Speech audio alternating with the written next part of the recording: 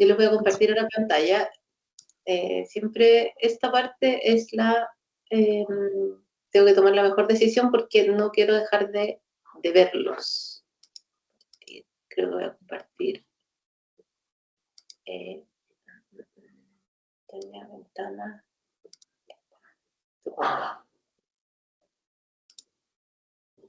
Ya. Ahí ven un PowerPoint, ¿no? ¿Sí? Ya.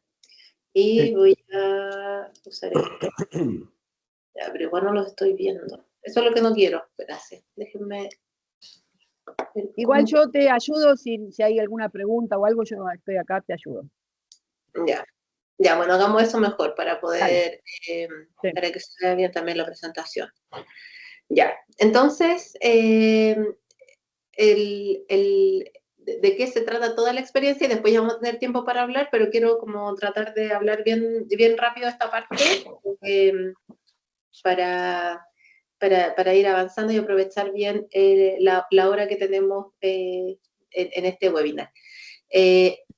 Este webinar, como les explicaba y como aparece acá en esta pantalla, tiene como propósito generar el primer paso, la introducción, para poder entender, no es una metodología tan compleja también, o sea, es como más bien para sentar algunos conceptos comunes en los cuales nos vamos a estar moviendo. Muchos de estos, ustedes ya trabajan con estos conceptos, con estas formas prácticas, pero la idea es que puedan ir conectando de manera distinta la forma en cómo después lo vamos a simular en el laboratorio. Como ya me presentó Marisa, yo solamente voy a complementar con los 3 hitos principales, en los cuales primero yo trabajé en consultoría específicamente en comunicaciones, y ahí me tocó trabajar mucho con gestión de cambio, gestión de crisis. Yo soy diseñadora de base, pero me metí en ese mundo de las estrategias comunicacionales por mi interés de poder entender cómo las personas entendían lo que entendían, cómo se podían comunicar, cómo se podía generar entendimientos comunes, buscar las conexiones entre lo que cada persona va integrando a su mundo. Perdón, estoy saliendo de una gripe, así que tengo a veces tos, así que perdón de anticipado. Y después tengo la etapa en la que hice mi doctorado, que eso fue ya específicamente en diseño de servicios. Anteriormente yo había hecho mi magíster en diseño estratégico. Entonces empecé de a poco a precisar cuál era el foco en el que yo iba a dedicarme. Desde la época de la consultoría, el tema de los sentidos y de las emociones para mí era uno de mi base. De ahí estudié mucho a Susana Bloch, que la voy a explicar un poco más adelante, una psicóloga chilena, el trabajo y las investigaciones de Francisco Varela, Humberto Maturana, Rolando Toro, pensando cómo desde nuestra propia cultura podíamos entender la manera en que las personas nos movemos en el mundo, nos comunicamos y vamos integrando este vínculo con lo que nos rodea en nuestras vidas. Sin querer, yo ya estaba vinculándome con la experiencia, con los servicios, con entender de qué manera funcionaba todo.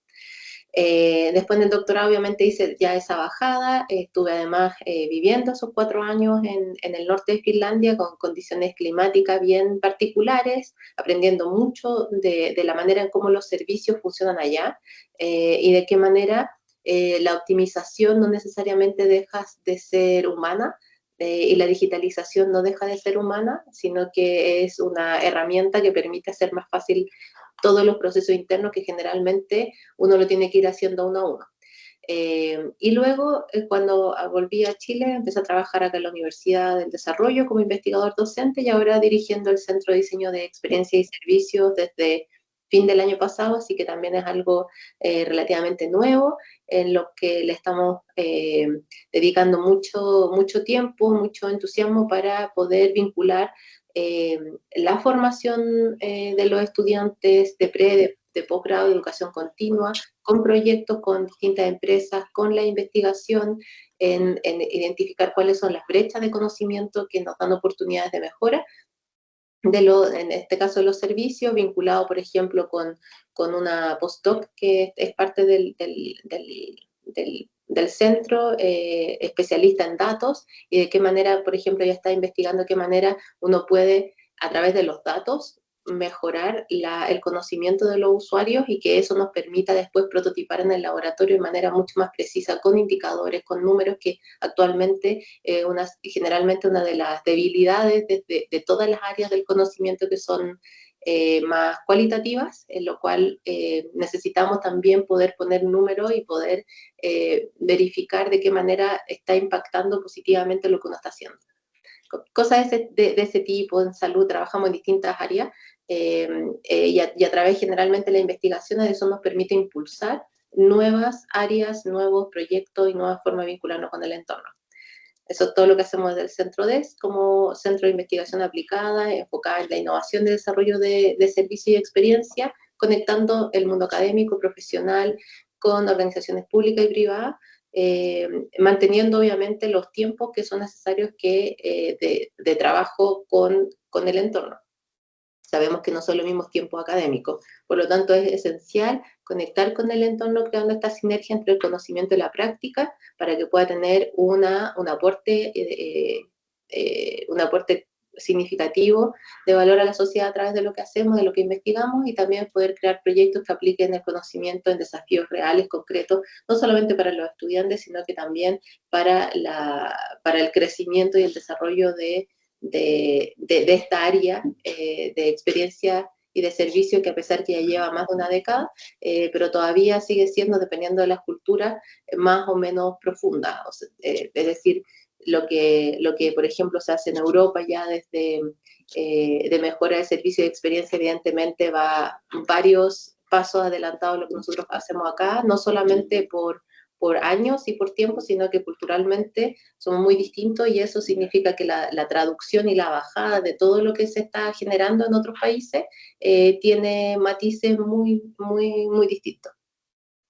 Después hacemos, por lo tanto, nuestro foco, por un lado, la investigación y la innovación de servicios a través de desarrollo y ejecución de proyectos, generación de conocimiento, pero esto está permanentemente unido y enlazado para que, aunque sean proyectos aplicados y prácticos, siempre tenga una vertiente de investigación que permita aportar desde el levantamiento de un caso que podamos hacer con una organización, poder sistematizarlo, y que eso nos permita ir desarrollando, mejorando herramientas, redefiniendo instrumentos que sean más enfocados o beneficiosos según el tipo de industria, según los tipos de organigrama que incluso tienen las empresas, que aunque sean la misma área de experiencia o servicio, muchas veces la configuración y la conformación interna de las empresas es completamente distinta una de otra. Entonces, las resistencias o las dinámicas propias son completamente distintas. Nosotros trabajamos con estos dos conceptos de manera permanente, que obviamente son transversales a todos los que hacemos servicio, pero este foco nos permite vincular con el prototipado, que es el hacer, el involucrarse con algo, trabajar de manera concreta, involucrar el cuerpo de una manera permanente, porque eso además genera empatía. Empatía debe ser de los conceptos más usados, hay otros también, pero todos buscan empatizar, todos buscan conectar con el usuario, entender cuáles son los dolores, pero muchas veces la manera en cómo se hace y de qué manera podemos estar 100% seguros que de verdad estamos empatizando, más allá de hacer una entrevista o de recoger cómo fue su experiencia postventa. No estamos seguros que eso realmente esté impactando en de qué grado estamos empatizando, de qué manera estamos entendiendo realmente al usuario, o si no podemos hablar de un usuario, sino que de varios tipos de usuarios, obviamente, pero de qué manera podemos conectar. Y esta mezcla de prototipado y empatía nos permite tener el laboratorio, que es un lugar de simulación en el cual se ponen todos estos componentes dentro de un mismo espacio, pensando que el prototipado de servicio está orientado al propósito, pero de una manera entretenida. Eh, eh, claro, de una manera entretenida. Y este prototipado, y aquí es donde se vincula también con la empatía. Por un lado tenemos el hacer algo o el visualizar algo de manera mucho más dinámica, lúdica, pero además eso nos va conectando con la manera en cómo nosotros vamos percibiendo en toda esa interacción, aunque estemos generando una propuesta, estemos generando una maqueta de cómo sería, ya nos estamos involucrando con la idea, con la solución, con las personas que están aportando a que esto suceda. Y acá yo me baso generalmente de esta trilogía que ya lleva muchos años y ahora la he ido obviamente mejorando y le he ido agregando un poquito más de detalle, pero la base es esta, que son estos tres grandes ámbitos: cabeza, corazón y cuerpo, lo cognitivo, lo corporal y lo emocional. Hay distintos autores que lo llaman de distinta manera, pero la mayoría identifica estas tres partes como esenciales, que por un lado es entender, es darle valor al proceso mental, a la integración mental que tiene cualquier relación o cualquier interacción que podamos tener con un humano, con una máquina. Después la emocionalidad en la que surge durante esa experiencia, y ahí es donde destaco esta cita, de la emoción es la clave para la conexión humana, es lo que nos permite eh, vincularnos de menor o mayor medida con otros. Es esta típica reacción que uno tiene o que uno dice, no, no hay química, o no conecté también con esta persona, ya sea una persona que nos atiende no sé, en una tienda, por ejemplo, o ya sea a nivel telefónico, o alguien con quien uno trabaja. Hay personas con las que uno conecta más o menos y que va mucho más allá de una conversación o de tener historias comunes o de intentar crear una amistad. Me dan un segundo porque acá tengo mucho ruido y me desconcentro. Dame un segundo.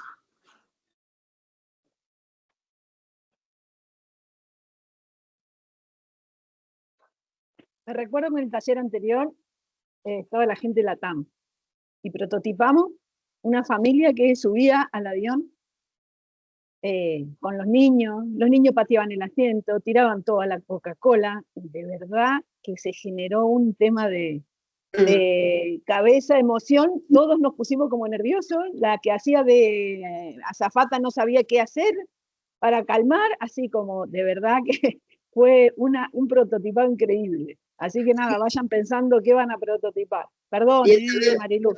Yo siempre menciono también ese ejemplo, Marisa, porque después de eso todos quedamos estresados, después de esa escena, porque era una escena que además era común para todos. Y gracias por la intervención, Marisa. Y por lo tanto lo que se va vinculando son estos tres ámbitos de manera permanente. Después está el cuerpo, que el cuerpo es mucho más que el movimiento, también es la interacción, es cómo nos movemos, cuáles son los recorridos, cuando tenemos que analizar los distintos puntos en los cuales se van moviendo las personas, los usuarios. Y de qué manera además todo esto, que generalmente uno lo vuelca a los clientes o a los usuarios, pero también es parte de la manera en cómo tenemos que entender a la organización dentro, de qué manera cada una de las personas que son parte de proveer el servicio también tienen que estar conectados cabeza, corazón y cuerpo, entendiendo cuál es la lógica del servicio, entendiendo cuáles son los distintos protocolos, entendiendo cuál es el relato común, incorporando, y ahí es como el concepto de Francisco Varela de corporizar un conocimiento, de qué manera yo lo hago parte de mi cuerpo, lo integro de manera en que yo también, y va más allá del típico concepto de estar con la camiseta puesta. No es solamente la camiseta si lo pensamos es algo que se pone y se saca, sino que más bien es conectar de manera profunda de la manera y los valores que tiene la organización. Y eso se puede hacer de distintas maneras, no necesariamente estoy pensando en un ideal y de que todos van a ser súper fan de los lugares o de los servicios que proveen, sino que es encontrando de qué manera yo estoy siendo parte de esto y a mí me hace sentido de la manera que sea. Y ese es un trabajo que también es personal, pero también cuando, perdón, cuando se concibe la experiencia en estas tres áreas, perdón,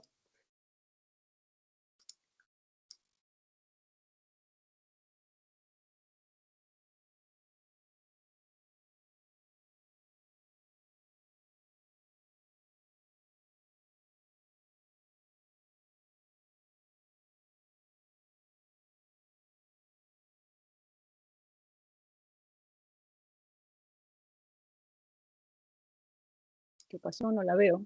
ahora sí. Acá está, acá No, está. es que como está hablando de emoción era para darle dramatismo a toda esta parte. Bueno, Ya, espera, voy a volver a la pantalla.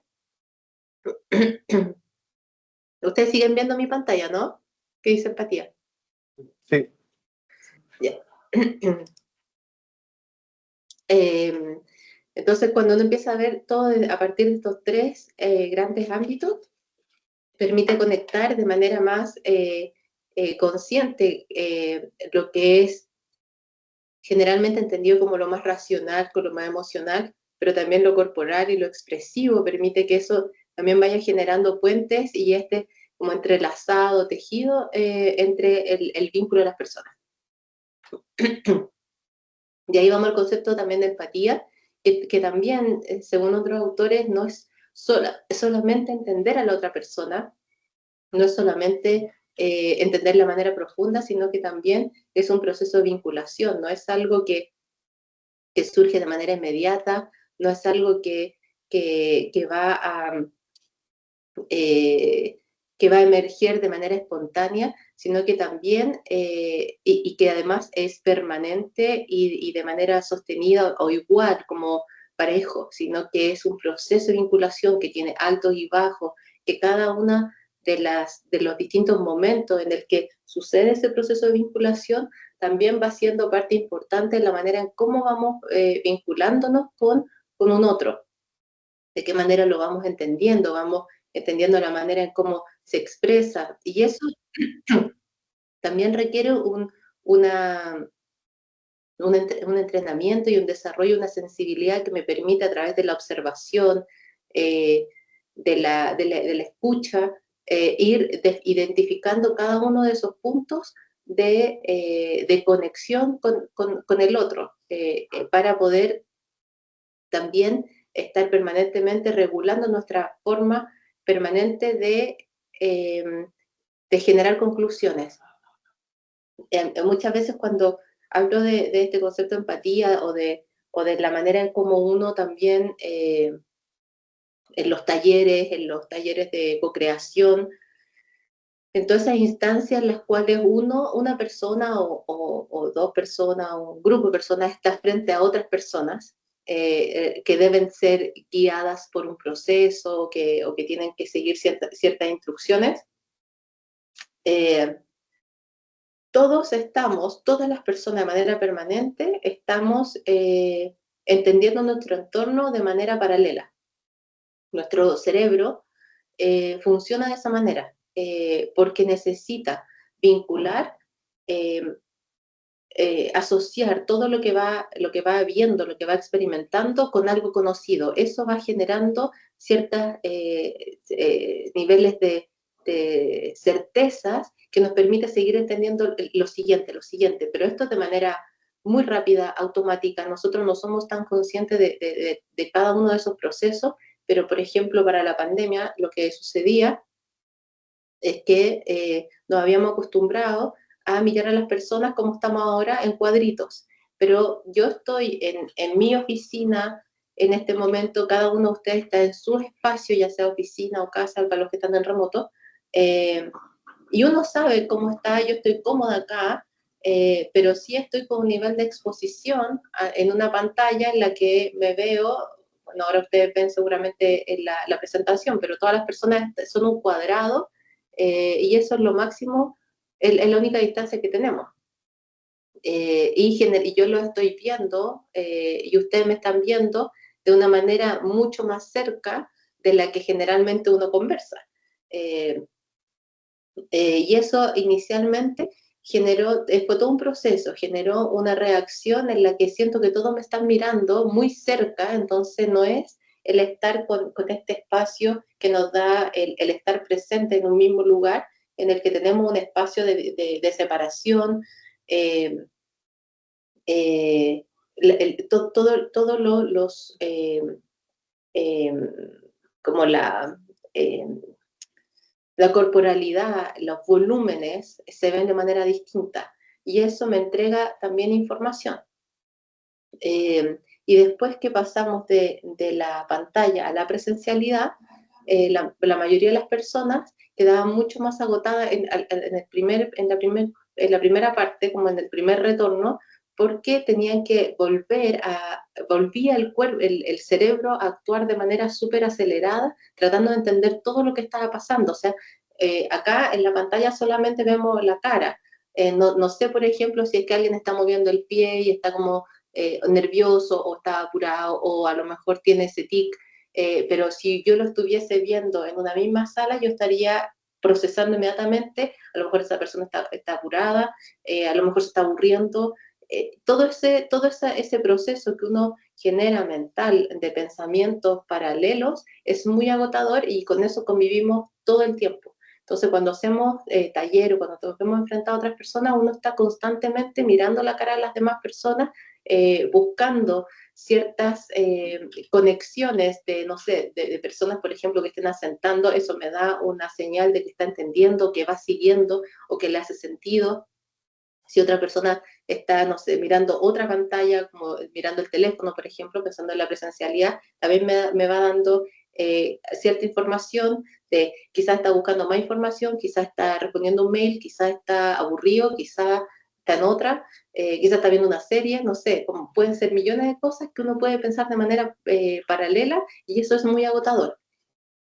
Por eso es que el proceso de empatía también es vista como un proceso de vinculación, porque cada vez que uno ve a otra persona, cada vez que tiene un encuentro con otra persona, ya sea virtual o presencial, va entregando más información, en el que, por ejemplo, la persona que movía el pie y que yo inicialmente pensé que a lo mejor tenía algún problema, o tenía que moverse rápido, después entendí que es un tic, y por lo tanto eso lo saco del nivel de información, porque de verdad no me da información, es parte de lo que la persona es. Las condiciones mentales, conductuales y emocionales son claves para el prototipado de servicio, porque es lo que nos permite hacer sentido, permite crear soluciones significativas y especificar distintos alcances de los cuales esta nueva propuesta, en la cual uno va a estar prototipando, puede significar. La mejor manera de comprender los anhelos, expectativas, deseos y aspiraciones es conversar con las personas directamente, a través de entrevistas, de preguntas abiertas, solamente incluso de la curiosidad de saber qué es lo que está pasando, cómo otra persona lo está viendo. También nos va entregando mayor información, acercándonos a esa comprensión. Después, esta diapositiva que habla de la co-creación se enfoca en lo que sucede en una instancia de prototipado. En un prototipado de la simulación, de cómo lo trabajamos acá. En la simulación uno está co-creando, y aquí definido como cualquier acto de creación colectiva, la co-creación, de una manera súper simple, y de qué manera también va mutando la manera en cómo es concebida la co-creación, partiendo inicialmente con la visión norteamericana, en la que la co-creación significaba todos miramos a nuestro sujeto de estudio, usuario, para poder crear un mejor servicio, una mejor propuesta. Y eso significa, lo miramos, lo entrevistamos, lo seguimos, tratamos de entenderlo, pero como un objeto de estudio. En la visión escandinava, la co-creación siempre fue vista como un proceso en el que todos participamos de un mismo espacio, en el que evidentemente siempre va a haber un facilitador o un guía de todo el proceso. eh, Eso va a ser más bien un desarrollador o un facilitador de distintas herramientas, que nos permite llegar juntos a las posibles soluciones, no solamente, y que en esa interacción vamos conociendo al usuario, no solamente siguiéndolo, entrevistándolo. Estas visiones que después a lo largo de los años, esto es muy inicial, pero después a lo largo de los años se fue complementando evidentemente y ya todos trabajan de manera similar, eh, con distintos tiempos. La observación del usuario obviamente también sigue siendo importante, pero no necesariamente como la única acción de co-creación, sino que más bien como una fase para poder obtener mayor información que nos dé distintos insights para después, por ejemplo, pasar a una siguiente etapa de co-creación. Y también considerando que el prototipado tiene, tiene su componente enfocado en la empatía, también es importante, hablando de empatía, conocer las emociones y de qué manera las emociones también son un valor esencial de cuando hablamos de experiencia, de qué manera nos conectamos. Quiere decir, no es conectar solamente generar una mejor interacción, es por qué estamos mejorando esa interacción, qué es lo que significa para la persona, cómo lo va a percibir, va a ser a través de este sistema o conjunto de emociones que van surgiendo a lo largo del tiempo. Las emociones tienen un nivel de complejidad grande, y generalmente se reduce o se trabaja mucho más porque es más fácil a las emociones básicas, eh, pero después le explico un poco de eso. Pero en términos generales tenemos dos ámbitos, que es el ámbito interno y el ámbito externo. En cuanto a las emociones, el externo son las experiencias, lo que vivimos, lo que se ve hacia afuera, la manera en cómo interactuamos con otras personas, con nuestro entorno, con otros objetos. Ahí están todas las interacciones, toda la manera en cómo nos conectamos con otros, en lo visible. Y después la parte interna, que es la invisible, son los sentimientos, lo que eso a nosotros nos provoca, qué es lo que nos genera de manera visceral o de manera anclada por la memoria, o de qué manera eso puede detonar otros pensamientos. Por ejemplo, si es que uno está teniendo o uno a veces va a cualquier tipo de servicio, no voy a decir uno en especial, sino que a cualquier tipo de servicio, puede haber una palabra, una situación, una cantidad de tiempo de espera que a uno le puede recordar otro servicio que tuvo una mala experiencia, por ejemplo, inmediatamente va a generar una predisposición y a veces no tiene que ver con la experiencia presente que estamos viviendo, sino que con la historia que uno trae, las historias anteriores de buenas o de malas experiencias, y eso obviamente va generando una implicancia dentro de lo que uno vive en el presente. Luego, de quien ya le había hablado, Susana habló, que estos son algunos autores que trabajan en temas de emociones en distintas áreas. Ella trabajó el método Albermoutin, que se basa en patrones de respiración, de postura y de expresión facial, que nos permite comprender cuáles son las emociones o de qué manera uno puede también propiciar ciertas emociones.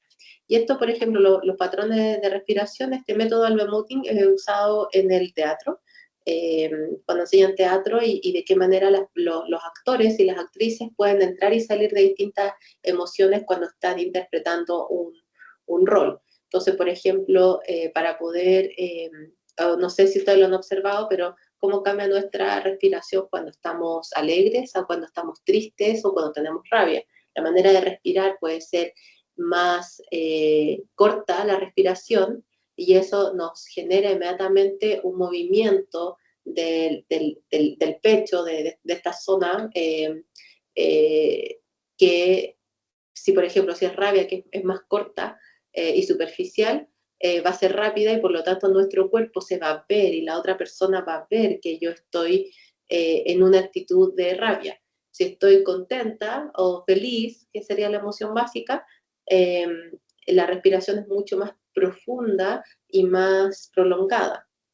En la tristeza también la respiración es más prolongada, y eso en conjunto con la postura y con la expresión facial nos ayuda a entender qué es eso lo que está experimentando la persona. Después, otro autor que trabaja con las emociones en Delft en Países Bajos, es Peter Desmet. Él trabaja con la experiencia y con las emociones que se detonan en la interacción con los productos principalmente. Así partió él en su doctorado hace años atrás, y ahora él está a cargo del Instituto de Diseño Positivo en Delft, donde ya están trabajando con hartos ámbitos relacionados con experiencia y también con bienestar. Este es un instituto súper grande, súper bueno, por si es que lo quieren ver. Ahí está el sitio, y tienen hartos casos en los que han trabajado en cosas muy interesantes. Donald Norman, obviamente, que también desde la lógica de la ingeniería y la psicología ha generado hartos avances en la comprensión como más estratégica de cómo el diseño y la experiencia es esencial para poder impulsar distintos niveles, distintos tipos de servicios. Paul Ekman también es muy reconocido psicólogo que se ha dedicado a estudiar las expresiones faciales.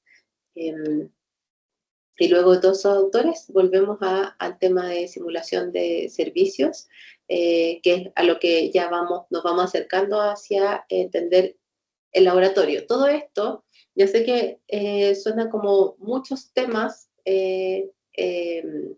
separados, pero todo esto se va a ir convergiendo en la simulación de un servicio. La simulación de un servicio que requiere tener permanentemente el conocimiento o de manera muy presente que lo que estamos haciendo es conectando con las distintas personas que van a ser parte de esa simulación. Lo que vamos a hacer el próximo miércoles, vamos a estar trabajando en duplas, de las duplas que vayan por cada una de las empresas, pero ahí van a entender que eso idealmente se puede trabajar con usuarios reales, con colaboradores,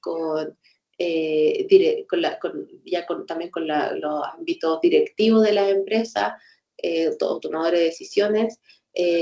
Todos pueden ser parte de ese proceso, por lo tanto, aunque vamos a ver una versión como muy reducida de qué manera se puede trabajar, pero ahí después ustedes van a entender que eso también puede tener distintos tipos de integración de otras personas, de otros roles, y por eso es tan importante lo que está acá en el centro, mantener estos conceptos de la empatía, la generación de confianza, la comunicación, el compartir, el propósito, y yo creo que sumaría expresión para poder generar un espacio de encuentro que nos permita conectar, que sea un momento en el que la manera en cómo yo conecto con otros me permite tener más información que va más allá de la entrevista. Las entrevistas que son súper buenas para levantar obviamente información, pero también tiene una estructura o una predisposición del ser entrevistado, del entrevistador y del entrevistado, que también genera una distancia. Obviamente dependiendo de los temas, pero generalmente tiende a ser así. Cuando todo es a partir de un espacio en el que todos tenemos que estar colaborando, tiene otras complejidades obviamente, pero la predisposición y la manera como se puede ir generando una dinámica interesante desde el punto de vista de que tiene obviamente un propósito de llegar a un resultado o de recolectar más información, fluye de manera distinta cuando las personas ya logran estar más relajadas, logran expresarse de una manera mucho más transparente y mostrando la complejidad que tenemos todas las personas para poder comunicar lo que nos pasa. Ya vemos que en la vida personal para uno también es súper difícil poder comunicar de manera súper clara y directa lo que a uno le sucede. También pasa lo mismo cuando uno tiene que tratar de explicar qué es lo que pasa cuando uno experimenta una experiencia, más allá de que algo falla porque la persona obtuvo o no obtuvo la información. Eso es un indicador. ¿Accedió a la información o no accedió a la información? Es un indicador. Pero ¿qué es lo que la persona hizo con la información? ¿De qué manera esa información de verdad le hizo sentido o no le hizo sentido? No tiene indicador, obviamente. Mariluz, ¿Sí? tengo una pregunta, perdón que me viene una pregunta. Si el resto tiene una pregunta, también la puedo hacer. Sí. ¿Qué habilidades tiene que tener el equipo que diseña como para darse cuenta por ejemplo, imaginemos que tenemos clientes, ¿no? Prototipando. ¿Qué habilidades habría que tener como para darse cuenta que por ejemplo, la respiración se aceleró o cambió la postura? O es solo observar y ahí uno ya lo sabe? Mm. No sé, me vino esa pregunta escuchándote.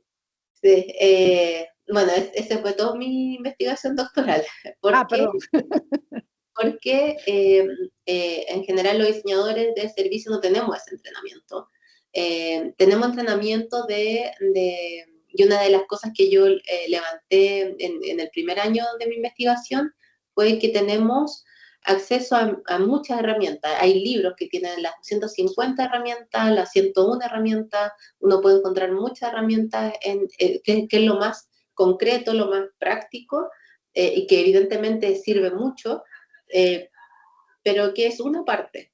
Esta otra parte de qué manera uno puede conectar, y esta responsabilidad que en el fondo tiene el facilitador o el guía de un proceso, no tiene, no tiene un entrenamiento hasta ahora, no tiene un entrenamiento en esa área que sería de qué manera yo de verdad puedo conectarme con el otro, de qué manera puedo, porque eso conlleva también un autoconocimiento, y aquí no quiero que suene como muy ni esotérico ni de autoayuda, sino que en lo práctico, en que si yo no tengo capacidad de observar mi entorno, menos voy a tener la capacidad de observar de manera precisa a una persona que yo no conozco y que estoy como en el ámbito laboral, y que por lo tanto la manera de conectar es distinta, evidentemente.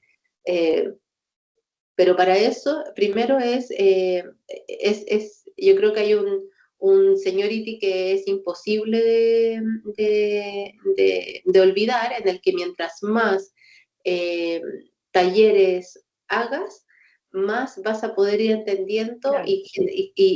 y deduciendo generalmente, no sé, por ejemplo, que lo más lógico, siempre, o sea, uno puede citar a una hora, pero siempre la gente llega tarde. Entonces, Mm. vamos a citar a las personas 30 minutos antes. O en estos procesos, o también asumir, todas las personas somos distintas, todas las personas tenemos realidades distintas, tenemos cargas distintas, y cada uno de nosotros anda por la vida de esa manera, con sus propias eh, vidas, situaciones, cargas, todo, permanentemente. Y situaciones, porque hay situaciones que pueden emerger, por ejemplo, cuando uno va a hacer un taller, reúne a, no sé, 20 personas, tenemos 20 distintas situaciones de esas personas, y uno empieza a definir ciertos, para poder, como les decía antes, que el cerebro permanentemente está tratando de buscar conexiones, asociar, para moverse en ámbitos más de mayor certidumbre. Uno empieza a decir, ya, generalmente ahí están el grupo de personas eh, que toman cierto liderazgo en los grupos. Después hay otros que son buenos secundando. Después hay otros que no están muy interesados. Ya, seguramente ustedes que están escuchando también les hace sentido, porque uno puede ver eso de manera fácil. Después están los otros que siempre tienen eh, eh, intención, por ejemplo, de hacer más preguntas, otros que no hacen preguntas. Entonces uno puede decir, ya, el que hace más preguntas es bueno porque moviliza, y en lo que hacen menos preguntas, ¿por qué tienen menos preguntas? Yo en mi taller necesito que las personas hagan más preguntas, o que realmente más bien trabajen, o entender previamente cuál es el equipo con el que uno va y ahí es Okay. donde todas las herramientas, aunque uno las conozca, no siempre sirven para todas las instancias. Hay instancias según las características de los grupos que necesitan ser mucho más de expresión, de ustedes díganme, yo anoto y conecto, y si le hace sentido me dicen, y si no, no. Y hay otros grupos que prefieren trabajar en grupos más chicos, en dupla o de manera individual, para poder hacer la bajada de todo lo que ellos están viendo. Voy a pasar ahora un poco más rápido, porque Sí, acabo de sí, ver dale, que me porque quedan sí, 15 la hora. minutos. Perdón, ya no No, no, pregunto no, más. está perfecto. Después, niveles de prototipado, de lo que vamos a estar trabajando, empezando ya en lo que vamos a ir trabajando la próxima semana, hay distintos tipos de prototipado, ya que seleccioné estos, porque me parecían que eran lo suficientemente generales: prototipado de baja fidelidad, de prototipado de media fidelidad y de alta fidelidad. Y ahí se ven las fotos más o menos de qué manera estos distintos acercamientos a las soluciones se pueden ir complejizando cada vez más, y que tienen distintos tipos de características, como sensoriales, funcionales, espaciales, dependiendo de qué es lo que uno está prototipando. Las técnicas prototipado, además de cómo las trabajamos en el laboratorio, son estas 5. Parte de un storyboard, después la representación a escala, que eso sería como un prototipado de baja complejidad, un desktop walkthrough, que si es que se necesita o no, role-playing, y el prototipo funcional o no funcional. Y para eso yo siempre, y para poder entender también la lógica de la simulación de servicios, yo siempre pienso los servicios que es lo más parecido a una película. O podríamos decir también, escuché hace poco que fui a una charla que hablaban sobre que es como una como teatro, se teatriza la distinta escena a través de esta simulación. Y la película es más bien porque tenemos un anuncio primero de viene esta película, que sería toda la previa antes de desarrollar un servicio. Después uno va a ver la película, que tiene distintas escenas, que ahí es cuando ya se está desplegando el servicio. Tiene distintas escenas. Por ejemplo, si pensamos en un hotel, la escena yendo al hotel. Después la escena, llego a la recepción, me registro, me anuncio, busca mi reserva. Después el siguiente corte, siguiente escena, uno camina hacia la habitación, entendiendo, lo hace. Si es que es primera vez que uno va a ese hotel, por ejemplo, teniendo hacia dónde tengo que caminar, cómo está señalizado todo. Esa sería otra escena. Tercera escena, uno llega a la habitación, mira la habitación, generalmente uno se comporta de la misma manera cuando llega a una habitación, cada uno. Entonces, no sé, primero va, entra, mira, ve si está en todas las condiciones de lo que uno pagó o no, dice, si está rico, no está rico, le falta luz, no tiene luz, a ver qué vista tiene. Generalmente es el mismo recorrido que uno puede hacer dentro de la habitación. Escena 4 parece que ya estamos, escena 4, uno sale de la habitación y va, o pregunta, o pide un mapa, etc. Después otra escena podría ser el desayuno del día siguiente. Y así uno puede ir dividiendo cada una de las etapas, de las distintas escenas. Por eso es como una película. Después de que uno va a ver la película, la recomienda a otros, la comenta, si es que es muy buena o muy mala, la comenta con los amigos para decirle, oye, anda a verla o ni se te ocurra ir. Y si una película más o menos, ni siquiera uno la comenta mucho. Y así más o menos sucede también con los servicios, pensando desde la simulación. El laboratorio DES, que es donde vamos a estar trabajando la próxima semana, está ubicado en el primer piso de la Plaza I, que se llama Plaza I por Plaza Innovación, de la Universidad del Desarrollo, y este es un espacio que está compuesto básicamente por dos telones que tienen proyección trasera, por lo tanto no se crean sombras, y eso es lo que permite simular un entorno. Y lo que, de la manera en cómo se articula, la manera cómo se despliega este escenario para poder hacer el role-playing va a depender de lo que ustedes quieran hacer. Aquí, por ejemplo, vemos una zapatería donde estaban trabajando cómo iba a ser el proceso de evolución de un zapato. En el otro estaban probando un tótem tecnológico para personas de 80 y más, en el momento que quieren ir a devolver un producto a una tienda. Entonces, estaban probando de qué manera se podía hacer más fácil todo el proceso.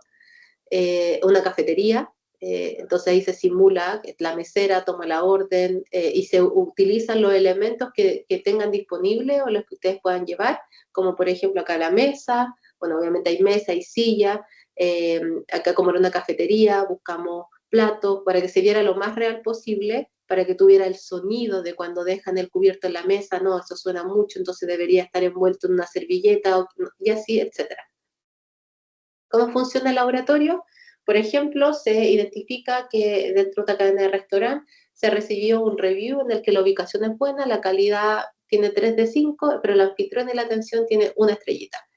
Entonces, si uno empieza a buscar la información de por qué está sucediendo esto, uno va a los datos, a la encuesta, a la información que ya tiene disponible cada una de las empresas, y ahí empieza a identificar, por ejemplo, que diga la tercera columna, algunos de los comentarios en el que hablan sobre que el anfitrión en ningún momento nos miró, solo nos preguntó cantidad de personas y nos señaló la mesa. Al sentarnos, la mesa estaba sucia, tuvimos que pedir que la limpiaran, pero eso demoró un poco. El tiempo de esperar la atención, tomar el pedido, recibir la comida y recibir la cuenta. El mesero estaba desconcentrado y apurado atendiéndonos. Entonces, evidentemente había un tema que no tenía que ver con la ubicación. Esto es un ejemplo, obviamente, súper básico, pero que nos ayuda a identificar, ok, entonces lo que nosotros tenemos que hacer es mejorar la manera en cómo el anfitrión está atendiendo, y eso es lo que se puede prototipar a través de un taller de los que hacemos en el laboratorio, que es más o menos la experiencia que ustedes van a vivir el próximo miércoles, identificando cuáles son los elementos principales. Entonces, para eso, ¿cómo funciona? Primero hay que tener alguna imagen que nos sirva para poder simular el espacio, para ser proyectado en las pantallas. También buscar cuáles son los Perdón, elementos. Mariluz, perdón. Ustedes tienen que mandarle una imagen a Mariluz para que ella ese día la pueda proyectar cuando ustedes prototipen. Una imagen que represente su marca o de lo que ustedes quieran prototipar. No sé el formato, Mariluz, ahí. Sí, yo se los puedo mandar, pero es que también eso lo pueden, dependiendo de qué es lo que ustedes identifiquen que podrían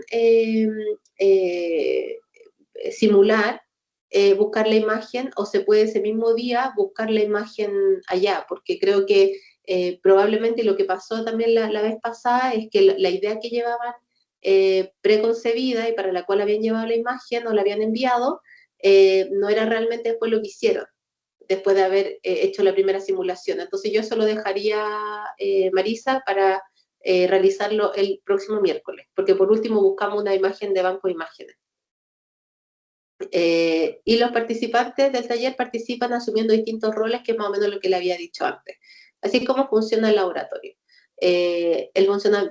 Siguiendo el mismo funcionamiento, se puede hacer una visualización del estado actual del servicio, que es lo que vamos a hacer en la primera parte de la sesión, con ejemplos genéricos, que no va a ser de ninguno de ustedes, ninguno de sus servicios, de su empresa, sino que va a ser un genérico, y así cada uno va a entender la lógica y la dinámica para poder identificar si quieren prototipar una problemática, para poder identificar de qué manera se puede mejorar, o si ustedes quieren prototipar una posible solución de alguna mejora que ustedes ya identificaron. Entonces ahí cambia la lógica, si es que es más bien a modo de diagnóstico, que también se puede utilizar hacia el laboratorio, o también a nivel de iteración de las propuestas. Y eso puede ser de manera permanente, o sea, con una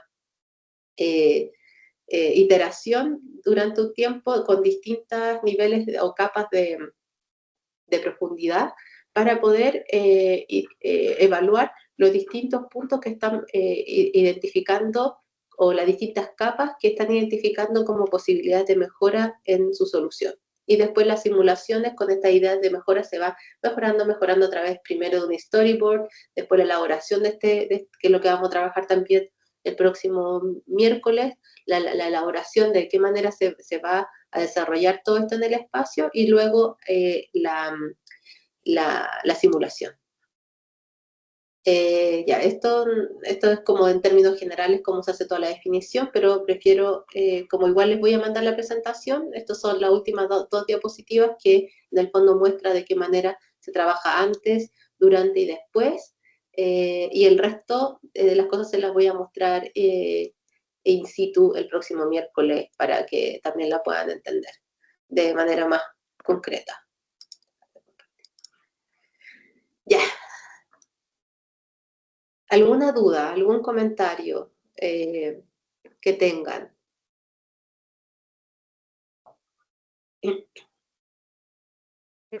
Como a modo de resumen, entendía entonces que la próxima semana lo que vamos a hacer va a ser una simulación Sí. y que tenemos que preparar un caso donde veamos una problemática, o sea, hacer un diagnóstico o simular una mejora que tengamos pensada para algún proceso de nuestra compañía.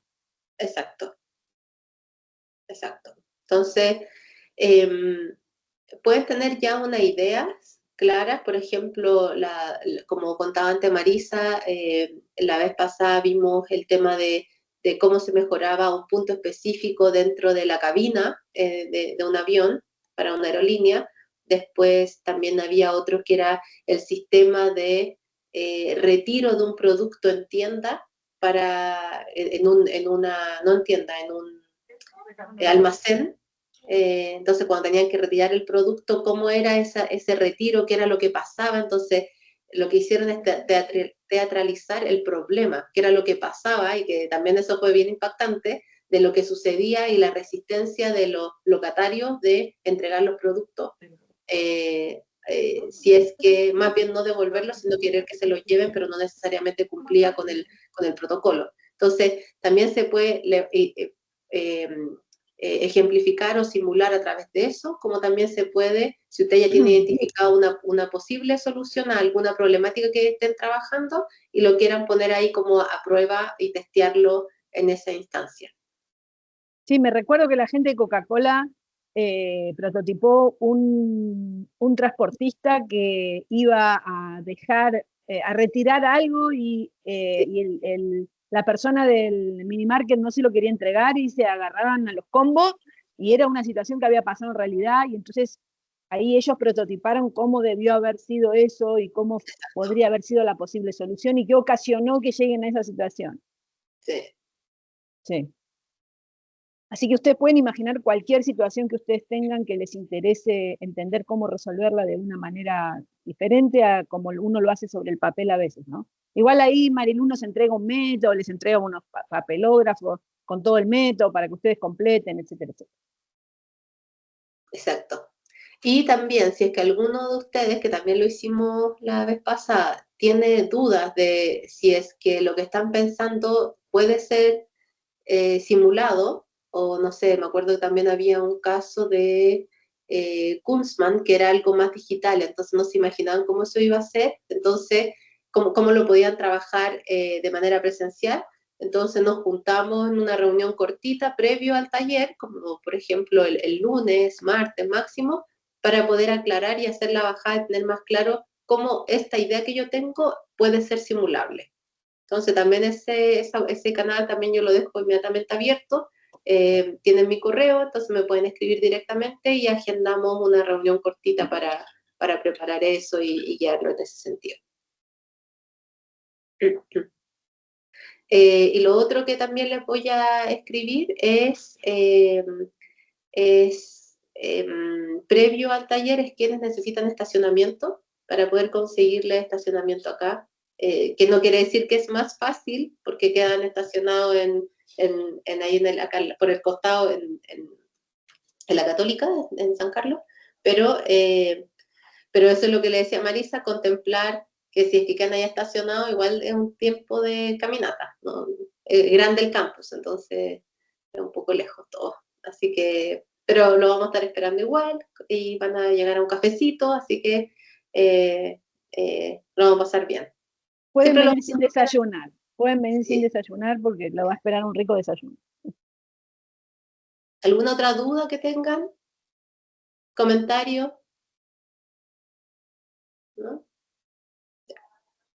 ¿El dato del estacionamiento te lo mandamos a ti por correo o lo centralizamos con Marisa? Puede ser a mí directamente a mi correo. Yo les voy a mandar un correo ahora para que quedemos conectados, y así, o sea, ya sé que están todos conectados porque por la cita, pero eso mismo voy a pedirles, porque ahí es el nombre y la patente, y con eso ya lo dejo enviado a estacionamiento. Bien. Bueno, nos vemos entonces el próximo miércoles, lleguen con tiempo. 15 para las 9 ya va a estar el desayuno, así que el que quiera llegar un ratito antes también puede llegar, pero vayan con tiempo, así podemos empezar a tiempo y terminar a tiempo también. Bueno, cualquier duda, con Mariluz o conmigo, a disposición de ustedes. Gracias. Muchas gracias. Gracias. Chao. Gracias. Chao. Gracias. Gracias. Chao. Chao.